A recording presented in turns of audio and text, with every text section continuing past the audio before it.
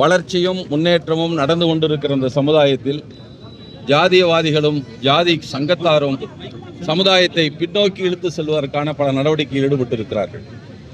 ஜாதி ஒழிப்புக்காக உரிமை மறுத்துக்கப்பட்ட உரிமையை பெறுவதற்கும் முன்னேறுவதற்கும் ஜாதி சங்கங்கள் இருந்தது மாறி இப்போது கள்ளச்சாராய காரணம், கந்துவட்டி காரணம், கல்லூரி தந்தையாகி கல்வி தந்தையாகி ஜாதி சங்கம் தொடங்குகிற நிலையை தான் பார்த்து கொண்டிருக்கிறோம். இவர்கள் ஜாதியத்தை கூர்மைப்படுத்தி மீண்டும் ஜாதியத்தை வளர்க்கும் முயற்சியில் அவர் ஈடுபட்டு கொண்டிருக்கிறார். பார்ப்பனியம் செய்த அதே கொடுமைகளை இந்த ஜாதி சங்கம் என்ற பெயரால் இருப்பவர்கள் மீண்டும் ஜாதியத்தை வளர்த்து கொண்டிருக்கிறார்கள். அதில் ஒவ்வொன்றாக சொல்லலாம். கலை என்ற பெயரால் இளைஞர்களை பெண்களை திரட்டுவது, ஜாதியின் பெயரால் சத்தியம் வாங்குவது என்ற கேவலமான நடவடிக்கை இங்குதான் பார்க்கிறோம். ஜாதி கயிறு என்ற ஒன்றை உருவாக்கி அது தடை வேண்டாம் என்று சொன்னாலும் ஆசிரியர் கட்டி கொண்டிருக்கிறார், உயர்நீதிமன்ற நீதிபதி கட்டி கொண்டிருக்கிறார். இதைத்தான் பார்க்கிறோம். மதசார்பற்ற நாடு என்கிற போது இவர் பூசாரியா என்று சந்தேகப்படும் வரைக்கு நீதிபதிகள் அமர்ந்து கொண்டு தீர்ப்பு சொல்லி கொண்டிருக்கிறார். இந்த நிலையில்தான் ஜாதியை இன்னும் கூர்மையாக்குவதற்கு ஜாதியின் பெயரால் மேட்ரிமோனிகள் என்று நடத்துகிறார். இந்த ஜாதி பெண்ணை தேர்ந்தெடுப்பது போது தமிழ் மேட்ரிமோனி சரி, அது எதுக்கு ஒவ்வொரு ஜாதியின் பெயராக வெட்கமில்லாமல் தொலைக்காட்சிகள் காசுக்காக எதையும் செய்வோம் என்று பரப்புரை செய்து கொண்டிருக்கின்றன. இந்த நேரத்தில் தான் முதல்ல சமமாக உட்கார்ந்துவதற்கு சிற்றரசு கொல்லப்பட்டார். இப்போது தீண்டாமை என்பது பேருந்துக்குள் உள்ளே இருந்தது, பேருந்துக்கு வெளியே ஊருக்குள் போகாத தீண்டாமை இப்போது வந்திருக்கிறது. நாங்கள் பல பட்டியலை எடுத்து இரட்டைக்கோளை முறைகளை எல்லாம் அறிக்கையாக ஒவ்வொரு மாவட்டத்துக்கும் கொடுத்திருக்கிறோம். யாரும் நடவடிக்கை எடுக்கவில்லை. இப்படி அரசு அதிகாரிகள் தங்களுடைய வேலைகள் என்று சிலவற்றை பார்க்காதே தவிர சமூகத்தின் பணியை செய்ய மறுக்கிறார்கள். குறிப்பாக நான் ஒன்றை சொல்ல வேண்டும். ஆறுமுகம் சேர்வை என்ற ஒரு வழக்கு உச்சநீதிமன்றத்தில் வந்தது. அப்போது தமிழ்நாட்டின் சென்னை நீதிமன்றத்தினுடைய தலைமை நீதிபதியாக இருந்த மார்க்கண்டேய ஜட்ஜி உச்சநீதிமன்றத்திலிருந்து அவரும் இன்னொருவரும் சேர்ந்து தீர்ப்பு சொன்னார்கள். தமிழ்நாட்டில் இரட்டைக்கோளை எங்கெங்கும் பரவி கிடக்கின்றன, அதை தடுப்பது அக்கறையில்லாமல் இருக்கிறார்கள் என்று சொல்லிவிட்டு அது தங்கள் கவனத்திற்கு வந்தும் நடவடிக்கை எடுக்காத மாவட்ட ஆட்சித்தலைவர், மாவட்ட காவல் கண்காணிப்பாளர் தொடர்புடைய அதிகாரிகளை உடனடியாக இடைநீக்கம் செய்ய வேண்டும், அவர்கள் மீது வழக்கு பதிவு செய்து குற்றப்பத்திரிகை தாக்கல் செய்ய வேண்டும், துறை ரீதியான நடவடிக்கை எடுத்து அவர்களை தண்டிக்க வேண்டும் என்ற பரிந்துரைகளை உச்சநீதிமன்றம் கொடுத்து எல்லா தலைமைச் செயலாளர்களுக்கும் காவல்துறை தலைவருக்கும் எல்லோருக்கும் அனுப்பி வைக்க சொல்லி அந்த உத்தரவு சொல்லுகிறது. ஆனால் நாங்கள் மனு கொடுத்தோம். அது தெரிகிறது, இந்த இடத்தெல்லாம் இரட்டைக்கோளை இருக்கிறது என்று தெரிகிறது. ஆனால் நடவடிக்கை எடுக்காத அவர்கள் மீது என்ன நடவடிக்கை என்றால் காணோம். இப்போ தான் அரிதாக ஒருவர் ஒரு மாவட்ட நீதிபதி செய்தார். இந்த 4ன்னு ஒரு வழக்கு இருக்குது. வன்கொடுமை தடுப்பு சட்டத்தை சரியாக பயன்படுத்தாத அதிகாரிகள் மீது வழக்கு போடலாம். அவர் செஞ்சது சரியா தப்பா என்பது வேறு. இப்போதான் முதல்ல ஒரு ஆள் அந்த வழக்கை பதிவாது செய்தார் என்ற மகிழ்ச்சி எங்களுக்கு. அவர் அத்துமீறல என்னமோ 2வது. ஆனால் இப்படிப்பட்ட சூழலில் சட்டங்கள் இருக்கின்றன, நடைமுறைப்படுத்த தயங்குகிறார். வழக்கு பதிவதற்கு போராட்டம், பதிந்த வழக்கை குற்றப்பத்திரிகையாக தாக்கல் செய்வதற்கு போராட்டம், ஒழுங்கா வழக்கு நடத்துங்கிறதுக்கு போராட்டம்.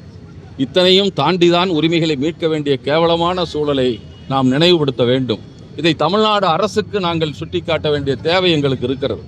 நீங்கள் பல வகையில் சிறப்பான ஆட்சியை கொடுத்திருந்தாலும் இந்த வகையில் ஏன் உங்கள் கவனம் குவிய மறுக்கிறது? ஆணவ கொலைகளை செய்தால் அவர்களுக்கான தண்டனை கொடுக்கப்படாமல் இருப்பதற்கு காரணமே ஆதிக்க ஜாதிகள் தான் அந்தந்த மாவட்டத்தின் அமைச்சராக இருக்கிறார். தங்கள் ஜாதிக்காரனை எல்லா அலுவலகம் நிரப்பிக் கொள்கிறார். அவர்கள் அக்கறை காட்டுவதில்லை. ஜாதிவாதியாக இருக்கிறாரே தவிர அரசு அலுவலர்கள் என்ற சிந்தனையே அவர்களுக்கு கிடையாது. எனவே எதை செய்தாலும் நம்மால் தான் அமைச்சர் பார்த்து கொள்வார் என்று திமிரோடு செய்கிறார். இதையெல்லாம் கவனத்தில் எடுத்துக்கொண்டு முதலமைச்சர் அதற்கான நடவடிக்கை எடுக்க வேண்டும். அமைச்சரவையில் இருக்கும் பல பேர் ஜாதியவாதிகளாகவும் ஜாதிய மாநாட்டில் பேசி நம்ம ஜாதிக்கு நான் இருப்பேன் என்று உறுதி சொல்லவளாகவும் இருக்கிற கேவலம் பெரியார் பெயரால், அண்ணா பெயரால், கலைஞர் பெயரால் இருக்கிற திராவிட மாடல் ஆட்சியில் இருக்கலாமா என்பது எங்களுடைய கேள்வி. இதையெல்லாம் அரசின் கவனத்திற்கும் சொல்ல கொள்ள வேண்டும். முற்போக்கு சிந்தனை கொண்டு இளைஞர்கள் வளர்ந்து வருகிறார்கள். தமிழ்நாட்டில் மட்டுமல்ல, பண்டை மாநிலங்களில், அண்டை நாடுகளில் வேலைக்கு போகிறார்கள். பரந்த அனுபவம் அவர்களுக்கு கிடைக்கிறது. அவர்களாவது இந்த ஜாதியவாதிக்கு எதிரான குரலை எழுப்ப வேண்டும். நாங்கள் இருக்கிறோம். ஜாதியவாதிகள் இந்த சிக்கல் வருகிற போது நீங்கள் எங்கள் ஜாதியின் தலைவர் அல்ல என்பதை வெளிப்படையாக அறிவிக்க வேண்டும் என்று பல்வேறு கோரிக்கைகள் இருக்கிறது. இருந்தாலும் ஒன்று, இருக்கிற சட்டத்தை முறையாக நடைமுறைப்படுத்துங்கள். அதற்கு தடையாக இருக்கிற அதிகாரிகள் மீது நடவடிக்கை எடுங்கள். கட்சியின் பெயரால் ஆட்சியில் அமர்ந்திருக்கிற அமைச்சர்கள் கூட ஜாதியவாதாக இருப்பதை நீங்கள் கட்டுப்படுத்துங்கள் என்ற கோரிக்கையோடு தான் இந்த ஆர்ப்பாட்டத்தின் பல்வேறு கோரிக்கைகள் அடக்கியிருந்தாலும் சுருக்கமாக இவைதான் நோக்கம் என்று சொல்லி அதற்கு நீங்கள் அனைவரும் இதை பரப்புவதன் மேலும் ஒத்துழைக்க வேண்டும் என்று கேட்டுக்கொள்கிறோம். தேர்தலில் பிரதிபலிப்பு எதுங்க? தேர்தலில் இந்த போராட்டங்களை பிரதிபலிப்பு அமைச்சர்கள் மேலே நீங்கள் ஆமாம் வைக்கிறோம், அமைச்சர் மேலே வைக்கிறோம். இருக்கிறாங்க, எப்போதும் இருந்து கொண்டிருந்தார்கள், இன்னைக்கு மட்டும் இல்லை, எப்போதும் இருந்து கொண்டிருந்தார்கள். உங்கள் ஆட்சியிலாவது மாற்றம் ஏற்பட வேண்டும் என்று கேட்கிறோம். பல்வேறு சிறப்பு திட்டங்களை, பல்வேறு முற்போக்கான திட்டங்களை, பல்வேறு வளர்ச்சி திட்டங்களை கொடுத்திருக்கிற இந்த திராவிடர் மாடல் அரசு தான் அவர்கள் காலத்தில் செய்யாவிட்டால் யார் செய்வார்கள் என்பதற்காகத்தான் இந்த கோரிக்கை வைக்கிறோம். அர்ச்சகராக முடியவில்லை, வழிபடும் உரிமை வந்து விட்டது, கோயிலுக்குள்ளே போகலாம், பல ஊரில் தடுக்கிறான். அவர் மீது என்ன நடவடிக்கை? ஒரு நடவடிக்கை இல்லை. எல்லாவற்றையும் வாக்கு கணக்காக பார்க்கக்கூடாது. குறைந்தபட்சம் தேர்தல் முடிந்தவுடன் முதல் நடவடிக்கை இதெல்லாம் பாய வேண்டும் என்பதுதான் எங்கள் கோரிக்கை. இப்போது நீங்கள் இருந்தாலும் அதற்கான வாய்ப்புகள் குறைவாக இருந்தாலும் அதை செய்வதற்கு இப்போதே சிந்தியுங்கள். கடந்த காலத்தில் ஆட்சி இல்லாத போது பல்வேறு சிந்தனை தான் முதலமைச்சர் இப்போது நடைமுறைத்தி கொண்டிருக்கிறார்.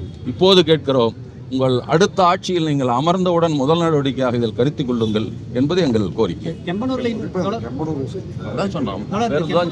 இப்போ வரைக்குமே பல போராட்டம் பண்ணியும் அரசு விருந்து விடல. நம்ம என்ன பண்ண போறோம்? ஆட்சியர் கவனத்துக்கு இல்லை, அந்த ஊருக்காரரும் மக்களை என்ன பண்ண போறீங்கன்னு சேர்த்து சொல்லுங்க. நாங்கள் உதவியாக நிற்கிறோம், அதுதான் சொல்றோம். நாங்கள் நம்ம தோழர்கள் செய்யறாங்களே தவிர போராடுவதற்கு உள்ளூர் மக்கள் வர வேண்டும் என்பதுதான் எங்களுடைய எதிர்பார்ப்பு. இல்ல, அவங்களுக்கு ஒரு பயம் இருக்கும் இல்லையா?